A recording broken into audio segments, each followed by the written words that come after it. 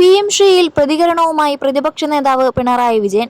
PM Shri നടപ്പാക്കില്ലെന്നായിരുന്നു UDFന്റെ നിലപാടെന്നും UDFും കോൺഗ്രസും ലീഗും പ്രത്യേകിച്ചും വലിയ വിവാദമാക്കിയ പദ്ധതിയാണെന്നും പ്രതിപക്ഷ നേതാവ് വാർത്താസമ്മേളനത്തിൽ വ്യക്തമാക്കി.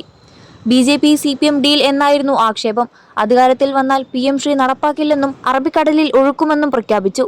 സ്ഥിതി എല്ലാവരും ഇപ്പോൾ കാണുന്നുണ്ട്. പദ്ധതി നടപ്പാക്കാൻ UDF തീരുമാനിച്ചെന്ന് ചൂണ്ടിക്കാട്ടിയ പ്രതിപക്ഷ നേതാവ് എതിർപ്പ് മാറ്റിവെച്ച് കേന്ദ്ര നയത്തിനു മുന്നിൽ കീഴടങ്ങാൻ തീരുമാനിച്ചതെങ്ങനെയെന്നും ചോദിച്ചു. തെറ്റായ വാദം അവതരിപ്പിക്കാനാണ് UDF പറയുന്നത്. ധാരണാപത്രം ഒപ്പിട്ടാൽ പിന്നോട്ടു പോകാനാകില്ലെന്നാണ് പറയുന്നത്. എന്താണ് വാസ്തവം? കോൺഗ്രസ് ഭരിക്കുന്ന മറ്റ് സംസ്ഥാനങ്ങൾ പദ്ധതിയുടെ ഭാഗമാണ്. ഒരു വിയോജിപ്പും പ്രകടിപ്പിച്ചിട്ടില്ല. ദേശീയ വിദ്യാഭ്യാസ നയം നടപ്പാക്കുന്നു. കോൺഗ്രസ് നിലപാടാണ് പ്രസക്തമെന്നും പിണറായി വിജയൻ പറഞ്ഞു. കഴിഞ്ഞ സർക്കാരിന്റെ കാലത്ത് SSK ഫണ്ട് തടഞ്ഞുവെക്കുകയും വലിയ പ്രതിസന്ധി ഉണ്ടാക്കുകയും ചെയ്തു. വിദ്യാഭ്യാസ മേഖലയിൽ പണം ചെലവിടുന്നതിന് തടസ്സമായി. ധാരണാപത്രം അനുസരിച്ചുള്ള ഒരു നടപടിയും മുന്നോട്ടു പോയില്ല. 1 മാസത്തിനകം കരാർ മരവിപ്പിച്ചു. തുടർ നടപടി സ്വീകരിക്കാമെന്നായിരുന്നു തീരുമാനം. നവംബർ 12-ന് കേന്ദ്രത്തിന് കത്തയച്ചുവെന്നും പ്രതിപക്ഷ നേതാവ് വ്യക്തമാക്കി. ഒരു തവണ ഒപ്പിട്ടാൽ പിന്മാറാനാകുമോ എന്നാണ് ചോദ്യം. ഒപ്പിട്ടതുകൊണ്ട് പദ്ധതി നടപ്പാകില്ല. സ്കൂളുകളുടെ ലിസ്റ്റ് തയ്യാറാക്കിയില്ല. ലിസ്റ്റ് കൊടുത്തില്ലെന്നും അദ്ദേഹം ചൂണ്ടിക്കാട്ടി. സംസ്ഥാന സർക്കാർ നിസ്സഹകരിച്ചാൽ പദ്ധതിയുമായി മുന്നോട്ടു പോകാനാകില്ല. കരാർ മരവിപ്പിക്കുകയും മന്ത്രിസഭ ഉപസമിതിയെ വെക്കുകയും ആണ് ചെയ്തത്. പുതിയ സർക്കാർ നയപരമായി തീരുമാനിച്ചാൽ മാത്രമേ പദ്ധതി മുന്നോട്ടു പോകൂ. അതിന് പ്രേരിപ്പിച്ചത് എന്തെന്നാണ് ചോദ്യം.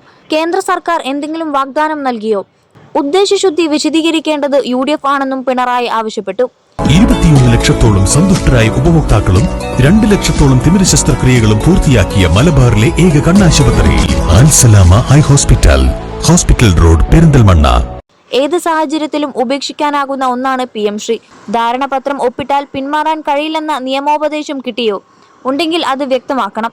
യോഗദിനാചരണത്തിലെ ഗവർണറുടെ ഇടപെടലിൽ ഗവർണർ നേരിട്ട് വകുപ്പുകളുടെ യോഗം വിളിച്ചത് ഭരണഘടന കീഴ്വഴക്കങ്ങളുടെ നഗ്നമായ ലംഘനമാണെന്നും പിണറായി വിജയൻ ചൂണ്ടിക്കാട്ടി.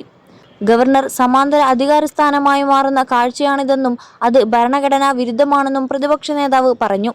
എന്ത് അടിസ്ഥാനത്തിലാണ് ഗവർണർ വകുപ്പുകളുടെ യോഗം വിളിച്ച് ഭരണകാര്യങ്ങളിൽ ഇടപെടുന്നത്?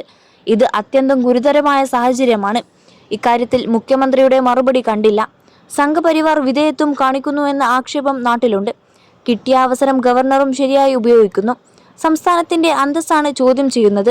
മുമ്പ് ചീഫ് സെക്രട്ടറിയെയും DGPയെയും ഗവർണർ നേരിട്ട് വിളിച്ചപ്പോൾ സർക്കാർ എടുത്ത നിലപാട് മുൻപിലുണ്ടല്ലോ എന്നും പ്രതിപക്ഷ നേതാവ് ചൂണ്ടിക്കാട്ടി.